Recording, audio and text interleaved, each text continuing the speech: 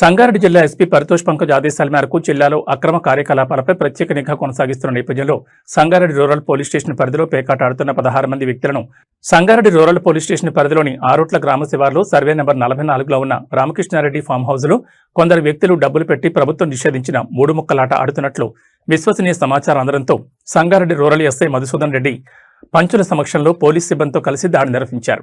ఈ దాడిలో డబ్బులు పణంగా పెట్టి పేకాట ఆడుతున్న 16 మంది వ్యక్తులను అదుపులోకి తీసుకుని వారి వద్ద నుంచి ₹1,55,080 నగదు, 15 మొబైల్ ఫోన్లు, 52 ఫ్లయింగ్ కార్డులను స్వాధీనం చేసుకున్నారు.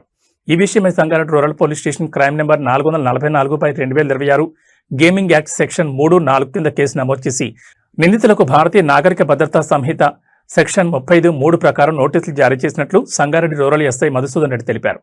ఈ సందర్భంగా జిల్లా ఎస్పీ పరితోష్ పంకజ్ ఒక ప్రకటనలో మాట్లాడుతూ పేకాట, జూదం, మట్కా వంటి అక్రమ కార్యకలాపాలు చట్టరీత్యా నేరం. ఇటువంటి కార్యకలాపాలకు పాల్పడే వారిపై చట్టపరంగా కఠిన చర్యలు తీసుకోవడం జరుగుతుందని హెచ్చరించారు.